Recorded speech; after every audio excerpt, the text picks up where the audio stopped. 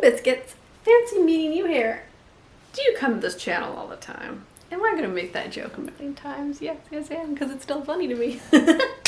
So I haven't done a romance topic in forever. Do you Biscuits remember when I used to read the like missed connections things on Craigslist and do commentary on that? That was hysterical. Let me know in the comments, should I start that again? It always made me laugh. I always found it fun to read through them and kind of imagine who these people are.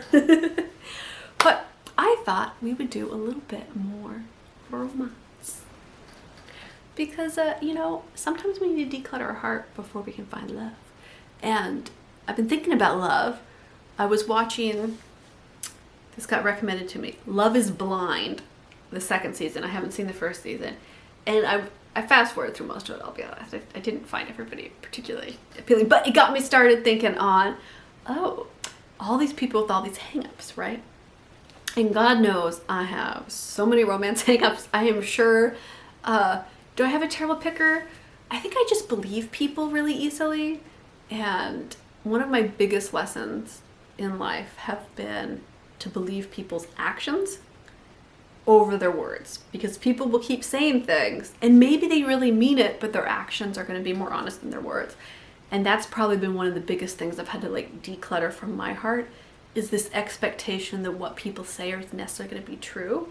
And it's not said maliciously, right? Like, we don't lie to our romantic partners necessarily on purpose. Sometimes it's just people really want to be one thing, but what they really are is another. And that eventually comes through in their actions, right? Like, I know my last relationship ended on quite the dramatic note and shocked me, because it was really one of those things where like words and actions just were not meeting up. And, you know, eventually that comes to a head. So I was gonna make a joke, but I'm not gonna make a joke on that.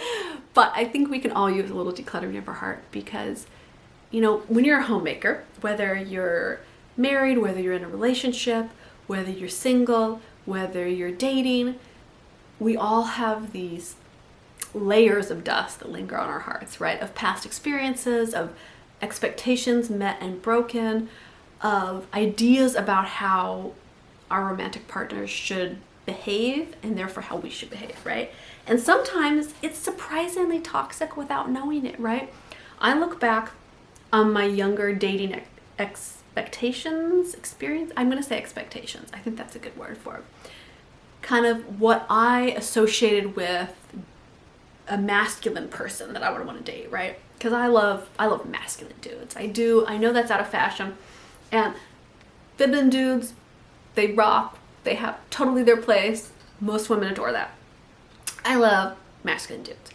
And I really had to reassess what did that mean? You know, where was I getting that idea, and where were there areas of it that were so toxic, like it just didn't work at all for me in real life and relationships.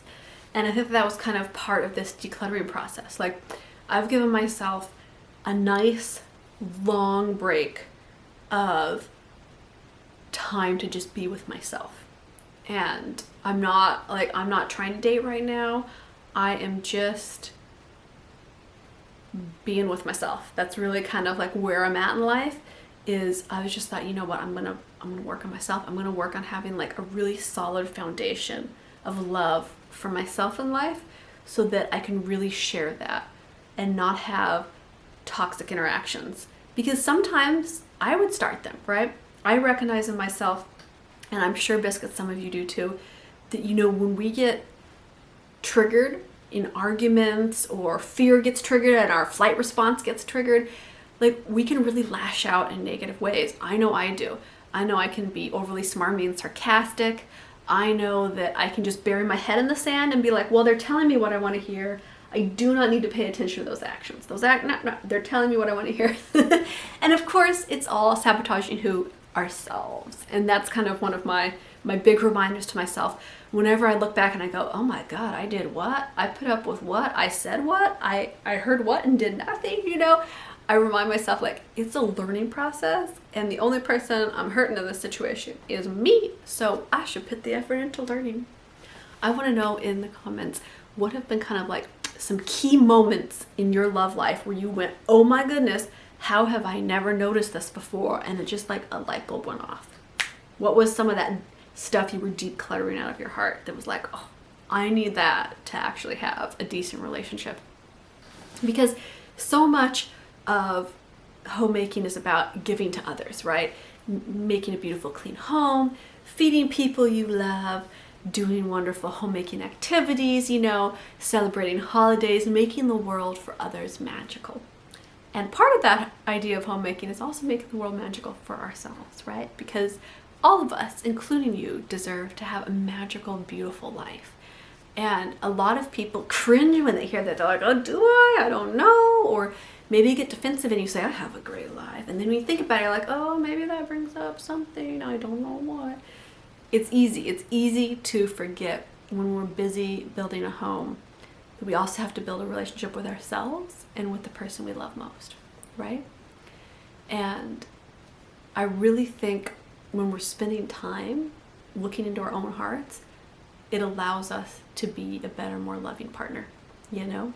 Because if you spend all your time thinking, how can I please this other person, and not, how can I be really in tune with myself so the things that I'm doing are just going to be happy and joyful and pleasing to others anyway, right?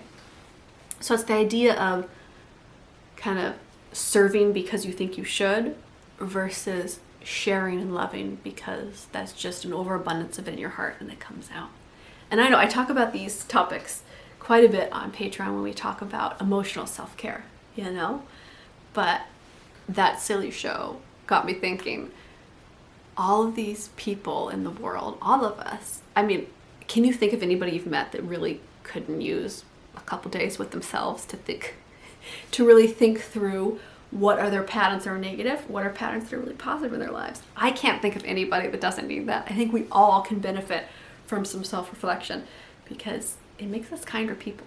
And to me, like, one of my goals in life is to go through life being as kind as I can and helping people find their happiness as much as I can, but not by sacrificing my own happiness or kindness to myself. And that's been probably the biggest declutter, is just to have the same kind of love standards for ourselves as others, because then you don't get into those cycles that are so negative and just become toxic and bitter, you know? When your needs aren't being met, it's really hard to continue to meet other people's needs. And that is just like fundamental, and it's something nobody likes to really share because we're all selfish, you know? No, you gotta spend time decluttering and thinking, you know, sprinkling your heart. And maybe you've been married for, I'm trying to think, how long have my parents been married? Over 50 years. Maybe you're married for over 50 years. But my goodness, sometimes I see even them have to step back and be like, oh yeah, that's not really working. So it doesn't matter how long you've been in a relationship. You can absolutely benefit from doing a little decluttering at that heart. Okay, loves, I'm going to see you in the next video. Are we doing a ton of spring cleaning? Oh my God, yes. So much spring cleaning. Oof, oof. How is my house still so messy? I don't know, but I feel like it's coming together. It's staying cleaner longer. It's getting tidier. It is. My voice went very squeaky there, so maybe it's not staying cleaner longer. I don't know. It feels like it's staying cleaner longer. And whenever I can breathe from allergy season, which right now I can't, but that's why I sound so funny, I can get to like the really good dusting clean. Ooh, I think I'm gonna do another throw of dust. I was dusting some of the windows, but I think I'm just gonna go through the house and like dust everything. Okay, biscuits, keep me to that. Remind me. I'm gonna try to remember to film that to bring you along, because dusting is like, it's so satisfying. You see the dust, boom, it's gone once you dusted it. Okay, biscuits, I'll see you in the next video.